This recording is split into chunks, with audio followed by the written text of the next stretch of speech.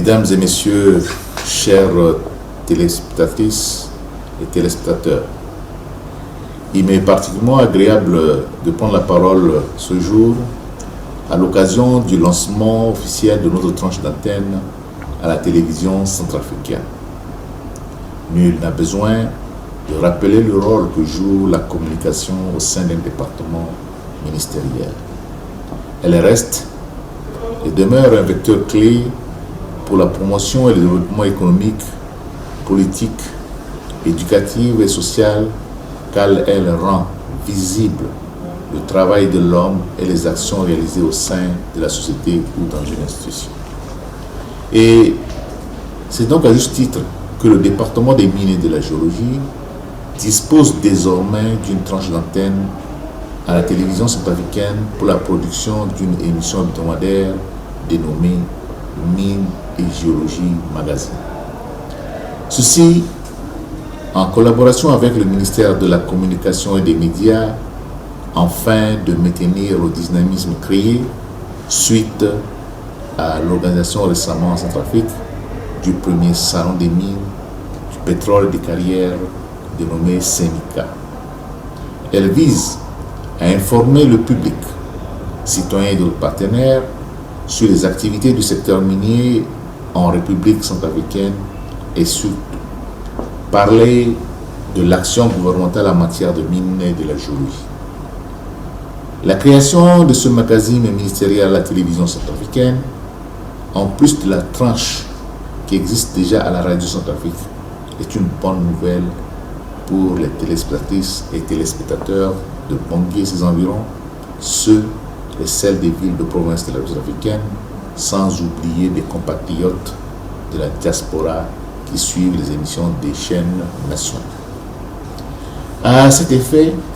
le département des mines et de la géologie, par ma voix, a le grand plaisir d'annoncer officiellement aujourd'hui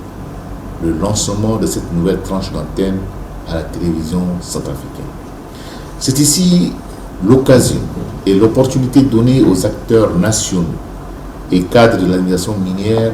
de venir parler et discuter des thématiques liées à la relance économique axée sur l'exploration, l'exploitation et la production minière en République centrafricaine.